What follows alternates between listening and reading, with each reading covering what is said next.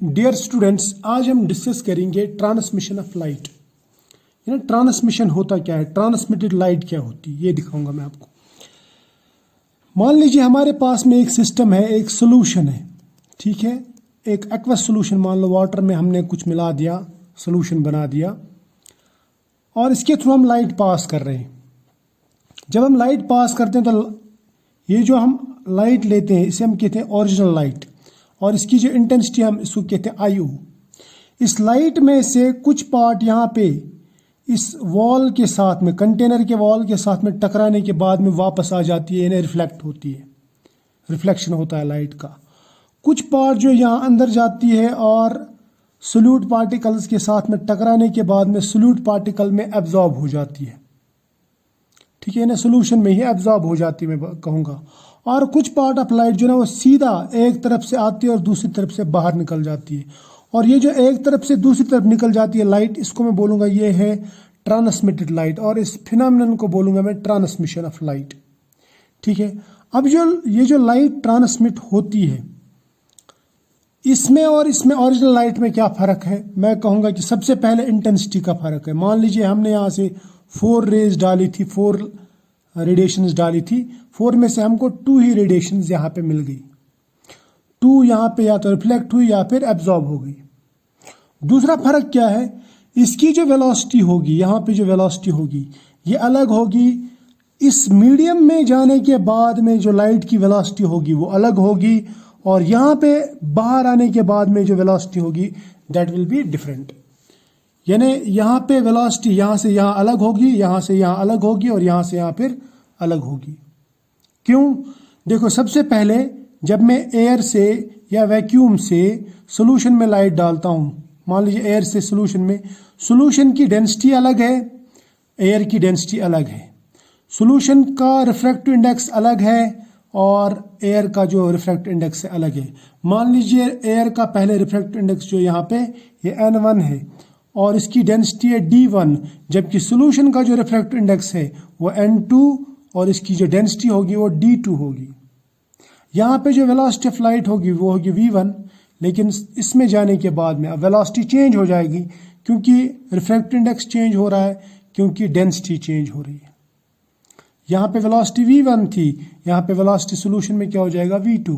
लेकिन जब ये बाहर आ जाएगी लाइट तो तब अलग वेलोसिटी होगी, मैं बोलूँगा इस वेलोसिटी को ये है V3 वेलोसिटी, और ये वेलोसिटी जो होगी ये वेलोसिटी इस वेलोसिटी से कम होगी, यानी स्पीड जो है लाइट की वो कम होगी। अब ये ट्रांसमिटेड लाइट की स्पीड कम क्यों हो जाती है, वेलोसिटी कम क्यों हो जाती है, यानी ट्रांसमिशन के बाद में वेलोसिटी कम क्यों हो जाती है, तो इसका रीज़न है, ये हम स्टेप वाइज समझा सकते हैं। देखो, मैं ये कह सकता हूँ कि वेलोसिटी इसलिए कम हो गई क्योंकि यहाँ पे कुछ ना कुछ तो इंटरेक्शन हुआ, इस लाइट का और इस सोल्यूशन का, ठीक। यहाँ पे कुछ ना कुछ इंटरेक्शन हुआ इन पार्टिकल्स के बीच में और इस लाइट के बीच में। हालांकि फ्रीक्वेंसी चेंज नहीं होती, याद रखना, लाइट वही रहेगी, फ्रीक्वेंसी चेंज नहीं होगी, वेवलेंथ चेंज नहीं होगा। चेंज क्या होगी, सिर्फ और सिर्फ वेलोसिटी चेंज होगी।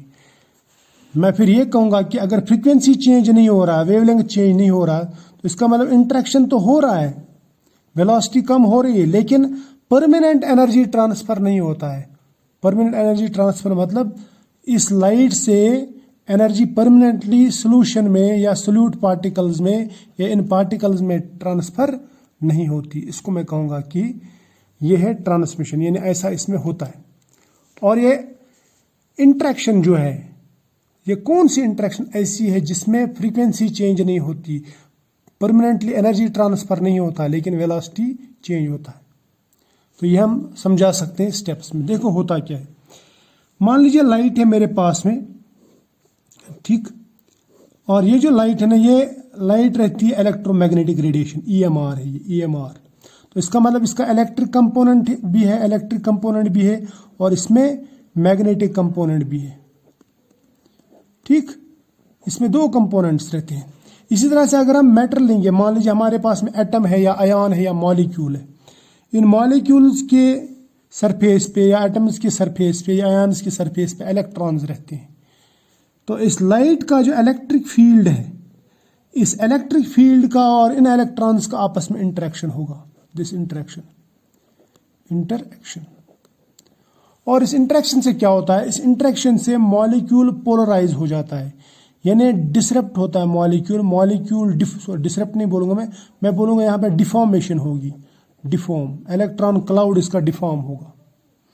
डिफॉर्म मतलब ये ऐसे, मतलब पहले मान लीजिए स्फेरिकल था, अब ये थोड़ा ऐसे हो जाएगा और इसमें न्यूक्लियस एक साइड में चला जाएगा और इलेक्ट्रॉन क्लाउड दूसरे साइड में।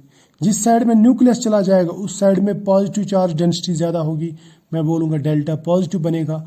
जिस तरफ इलेक्ट्रॉन क्लाउड ज़्यादा जाएगा वहाँ पे थोड़ा नेगेटिव चार्ज ज़्यादा होगा, मैं बोलूँगा डेल्टा नेगेटिव चार्ज यहाँ पे आएगा। अब ये जो यहाँ पे बन गया डेल्टा पॉजिटिव डेल्टा नेगेटिव, इसको हम कहते हैं कि यहाँ पे डाइपोल आ गया, या मैं कहूँगा यहाँ पे इस मॉलिक्यूल में पोलराइजेशन हो गई। क्या कहेंगे हम इसको, पोलराइजेशन, यानी इस इंटरेक्शन की वजह से यहाँ पे पोलराइजेशन होती है, पोलराइजेशन। तो इसका मतलब इसने कुछ ना कुछ लाइट एब्जॉर्ब की, तभी तो इसमें पोलराइजेशन हो गया। इन इलेक्ट्रॉन एक्साइट किए इसने, इन इलेक्ट्रॉन क्लाउड को इसने डिफॉर्म किया, तभी तो यहाँ पे ये पोलराइजेशन हो गई। तो ऐसा ही होता है, ऐसा ही होता है। यानी मैं ये कहूँगा कि जो लाइट आती है, लाइट यहाँ पे कुछ ना कुछ एब्जॉर्ब होती है। लाइट जो है ना पहले यहाँ पे पार्टिकल में क्या होती है, एब्जॉर्ब, लेकिन एब्जॉर्प्शन के बाद में ये जल्दी वापस री इमिट भी हो जाती है, री इमिट यानी वापस मिल जाती है। यानी पोलराइजेशन जो हुआ था वो लाइट वापस देगा और यहाँ पे ये वापस डिपोलराइज होगा ऐसे, यानी पोलराइजेशन डिपोलराइजेशन हो जाएगा और लाइट वापस से रीइमिट हो जाएगी, रीइमिट। लेकिन कितनी लाइट रीइमिट होगी और कितनी देर में हो जाएगा, ये जो रीइमिशन होता है ना, एब्जॉर्प्शन और रीइमिशन, ये बहुत जल्द होता है और फ्रैक्शंस ऑफ सेकंड्स में होता है। कितने टाइम में, तो 10 रेज पावर में बोलूँगा -14 टू 10 रेज पावर -15 सेकंड्स में होता है, फेम्टो सेकंड्स में ये रीमिशन हो जाता है। और रीमिशन भी विदाउट मॉडिफिकेशन होता है, विदाउट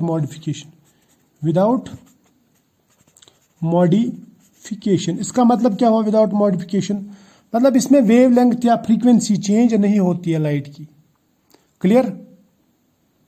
या मैं बोलूँगा विदाउट ऑल्टरेशन होता है और मॉलिक्यूल जो है एक्साइटेड स्टेट से वापस ग्राउंड स्टेट में, यानी पहले नॉन पोलर फिर पोलराइज फिर डिपोलराइजेशन होती है यहाँ पे, ठीक है। तो ये अल्टरनेटिवली होता है, ठीक है, क्योंकि जो लाइट भी है ना, लाइट भी यहाँ पे अगर मैं कहूँगा ये वेव फॉर्म में आता है, ये अल्टरनेटिंग इलेक्ट्रिक फील्ड है।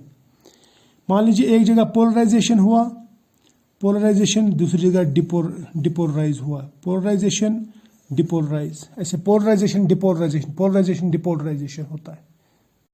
तो मैं ये कहूँगा फिर कि जो एनर्जी रिक्वायर्ड होती है फॉर दिस पोलराइजेशन, ये यहाँ पे मोमेंटरली एब्जॉर्ब होती है या रिटेन होती है, ठीक है। यहाँ तक तो समझ में आ जाएगा, शाबाश। अब हम चलते हैं नेक्स्ट पेज पे।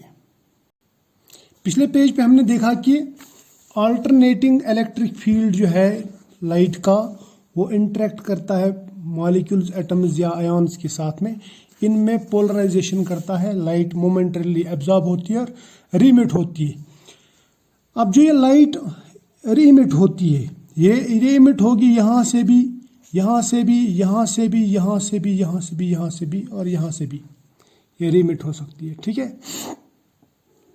और इस लाइट में फ्रीक्वेंसी का कोई चेंज नहीं होगा, यानी वो पूरी की पूरी लाइट वापस देगा, पूरी की पूरी एनर्जी वापस देगा। सो मैं कहूँगा no change in frequency, no change in frequency, frequency यानी न्यू। या मैं कहूँगा no change in energy, E. फिर चेंज किस में होता है, चेंज होता है सिर्फ इन वेलोसिटी, याद रखना, वेलोसिटी, वेलोसिटी चेंज हो जाती है। यानी यहाँ से ये पहले फास्ट चल रही है, इंटरेक्ट करने के बाद में ये स्लोली बाहर आ जाएगी, ठीक है, इसकी स्पीड कम हो जाएगी, ठीक। अब देखो मैंने ये कहा कि रीइमिट जो है ये हर डायरेक्शन में होगी, इस डायरेक्शन में भी, इस डायरेक्शन में भी, इस डायरेक्शन में भी। अब होता क्या है, सपोज अगर पार्टिकल साइज छोटा है, ठीक, ये जो लाइट यहाँ पे आ रही है, इसके साथ में टकराने के बाद में कुछ एब्जॉर्प्शन होगा, पोलराइजेशन होगा, रीमिशन होगा। तो रीमिशन ऐसे भी होगा, यहाँ से भी, ठीक है, और यहाँ से भी होगा रीमिशन, यहाँ से भी रीमिशन होगा, यहाँ से भी रीमिशन होगा, ठीक। लेकिन होता क्या है, इस डायरेक्शन में लाइट सीधी जाती है और इसमें जो इन वेव्स का जो इंटरेक्शन होता है, वेव्स का मैं बोलूँगा, यहाँ पे कंस्ट्रक्टिव इंटरफेरेंस होगा, या मैं बोलूँगा वेव्स का जो इंटरफेरेंस होगा वो कंस्ट्रक्टिव रहता है, कंस्ट्रक्टिव इंटरफेरेंस। लेकिन जो साइड्स में यानी परपेंडिकुलर डायरेक्शन में या इस डायरेक्शन में जो इंटरफेरेंस होता है वेव्स का, वो होता है डिस्ट्रक्टिव इंटरफेरेंस, डिस्ट्रक्टिव। कब? जब पार्टिकल छोटा होता है। तो पार्टिकल जब छोटा होता है, स्मॉल पार्टिकल्स में क्या होता है, स्मॉल पार्टिकल्स में जो अदर डायरेक्शंस रहती है, यानी इस डायरेक्शन को छोड़ के, ये जो पैरेलल डायरेक्शन है ना, या ये जो इंसिडेंट डायरेक्शन है, इसको छोड़ के जो बाकी डायरेक्शंस होती है उनमें डिस्ट्रक्टिव इंटरफेरेंस होता है। इसीलिए हमें ये जो लाइट है ये यहाँ पे नज़र नहीं आती, क्लियर। लेकिन अगर इसके कंपैरिजन में हम बड़े पार्टिकल्स लेंगे, बड़े पार्टिकल, सपोज ये पार्टिकल है, बड़ा पार्टिकल, ये कोलाइडल पार्टिकल है या प्रोटीन है, तो यहाँ पे भी ये पोलराइजेशन होगी, डिपोलराइजेशन होगी, एब्जॉर्प्शन होगा और रीमिशन होगा। यहाँ पे भी हर डायरेक्शन में ये रीमिट करेगा, ठीक है, इस डायरेक्शन में भी छोड़ेगा लाइट को, ठीक। अब ये जो रीमिशन होता है इस डायरेक्शन में, इस डायरेक्शन में, इस डायरेक्शन में, यहाँ पे हर डायरेक्शन में कंस्ट्रक्टिव इंटरफेरेंस होता है। क्या होता है? कंस्ट्रक्टिव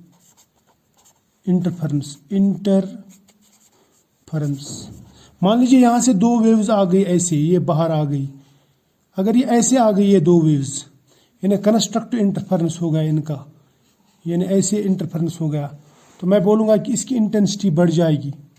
और ये वाली जो इंटरफेरेंस है, यानी ये वाला जो इमिशन है विद कंस्ट्रक्टिव इंटरफेरेंस, इसको मैं बोलूँगा कि ये स्कैटरिंग हो रही है। यहाँ पे क्या हो रही है? स्कैटरिंग। तो स्कैटरिंग कब होगी? जब पार्टिकल साइज बड़ा होगा, जैसे कोलाइड्स में या प्रोटीन्स में, ठीक। तो स्कैटरिंग होती है यहाँ पे जब पार्टिकल साइज क्या होता है? बड़ा पार्टिकल साइज। अगर पार्टिकल साइज छोटा है तो स्कैटरिंग नहीं होती, क्योंकि यहाँ पे साइड में जो यहाँ पे रीमिशन होता है लाइट का, वो कंस्ट्रक्टिव नहीं बल्कि डिस्ट्रक्टिव होता है, जबकि बड़े पार्टिकल साइज में कंस्ट्रक्टिव इंटरफेरेंस के साथ में लाइट बाहर चली जाती है। क्लियर? यहाँ तक तो समझ में आ गया। अब ये जो कंस्ट्रक्टिव इंटरफेरेंस, डिस्ट्रक्टिव इंटरफेरेंस, या मैं बताऊंगा कि ये जो स्कैटरिंग ऑफ लाइट है, ये हम अलग लेक्चर में पढ़ेंगे ताकि हमें बात इजीली समझ में आ जाए। तो फिलहाल आज यहाँ पे इतना ही, ठीक है।